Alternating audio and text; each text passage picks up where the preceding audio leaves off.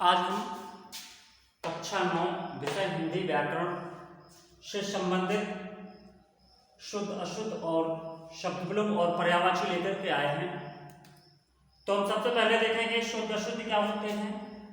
देखिए यहाँ पर शुद्ध अशुद्ध, देखिए कई शब्द ऐसे होते हैं जो कि हमें सुनने से तो ऐसे लगते हैं जैसे कि बिल्कुल मतलब सुनने में समान से आभास होते हैं, लेकिन लिखने में वास्तविक में ही वो अलग अलग हैं। जैसे देखिए हमने कुछ अशुद्ध और शुद्ध शब्द लिए हैं, उनको हम देखते हैं। राशि, सा पे बड़ी की मात्रा है, इसमें राशि सा पे छोटी की मात्रा है, ये शुद्ध है और ये अशुद्ध है।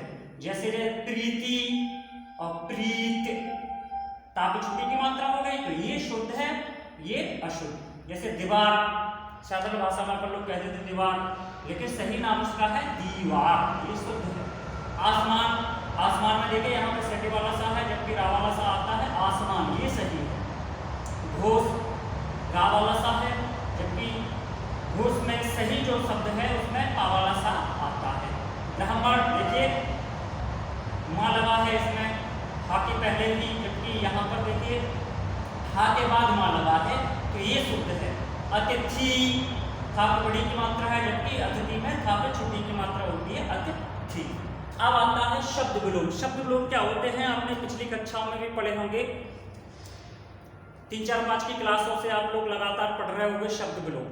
शब्द विलोम का मतलब होता है कि ऐसे कोई दो शब्द जो आपस में उल्टे अर्थ रखते हो या विपरीत अर्थ रखते हो उन्हें हम विलोम कहते हैं या एक दूसरे के विलोम कहलाते हैं। शब्द विलोम जो है उनका दूसरा नाम विपरीतार्थक शब्द भी होता है। विपरीतार्थक शब्द विलोम को अगर कोई पूछ लेता है जनरल आपसे कि शब्द विलोम का दूसरा नाम बताइए, या मान लीजिए कोई कहे कि आस्था का विपरीतार्थक क्या होगा। विपरीतार्थक का मतलब होता है विपरीत अर्थ रखने वाला। विपरीतार्थक का मतलब है विपरीत अर्थात उल्टा अर्थ रखने वाला। तो जब कोई दो शब्द परस्पर आपस में जब कोई दो शब्द परस्पर विपरीत या उल्टा अर्थ रखते हैं या देते हैं तो वे एक दूसरे के विलोम कहलाते हैं। केवल हमने आपको परिभाषा बताई है, जबकि आपको शब्द विलोम आते हैं आपकी क्लास में, परिभाषा नहीं आती है। तो देखिए कुछ शब्द विलोम भी लिए हैं, जैसे शब्द आस्था है तो आस्था का विलोम होगा अनास्था। यहाँ पे उचित है, उचित का विलोम होगा अनुचित। उत्कर्ष, उत्कर्ष का विलोम उत्कर्ष। बाकायदा, बाकायदा का विलोम होगा बेकायदा। यहाँ पर वादी है, वादी का विलोम होगा प्रतिवादी। सज्जन, सज्जन का विलोम होगा दुर्जन। तो इस प्रकार से ये सब विलोम हैं। अभी तो हमने आपको केवल एग्जाम्पल्स के तौर पे उदाहरण के रूप में लिए हैं। जब आपको हम नोट से भेजेंगे पीडीएफ के माध्यम से तो उसमें कई सारे विलोम शब्द, कई सारे शुद्ध अशुद्ध शब्द होंगे। अब इसके बाद आता है पर्यायवाची। तो पर्यायवाची भी देख लीजिए।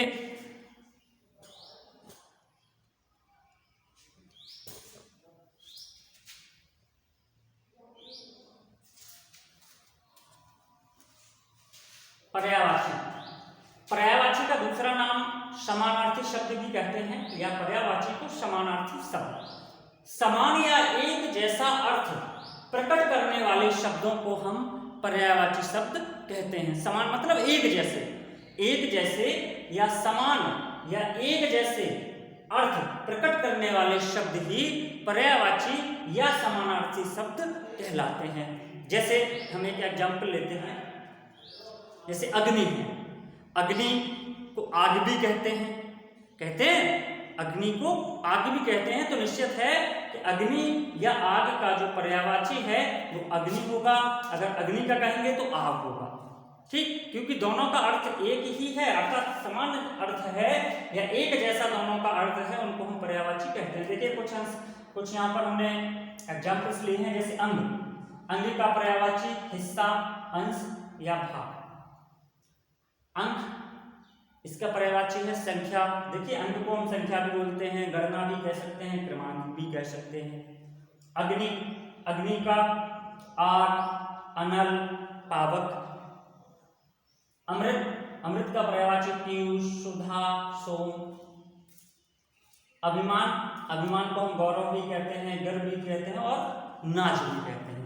तो ये आपके हमने शुद्ध अशुद्ध शब्द विलोम और पर्यायवाची के बारे में आपको बताया है। ये क्लास 9th में आपके पर्यायवाची भी आते हैं, शब्द विलोम भी आते हैं और शुद्ध अशुद्ध भी आते हैं और आपके सिलेबस में भी हैं। तो सभी स्टूडेंट्स ज़्यादा से ज़्यादा इनके एग्जाम्पल्स को देखें, अर्थात शब्द विलोम, पर्यायवाची और शुद्ध अशुद्ध अधिक से अधिक आप लोग पढ़ें। हम नोट्स तो आपको भेजेंगे ही, लेकिन नोट्स के साथ साथ आपको अदर भी, अर्थात कह सकते हैं कि किताब से आप नोटबुक मतलब बुक से अपनी और एक्स्ट्रा भी आप देखें। ठीक, एक्स्ट्रा पर्यायवाची पढ़ें, शब्द विलोम भी एक्स्ट्रा पढ़ें, ज़्यादा से ज़्यादा पढ़ें, अशुद्ध शुद्ध ज़्यादा से ज़्यादा आप लोग पढ़ेंगे। ठीक।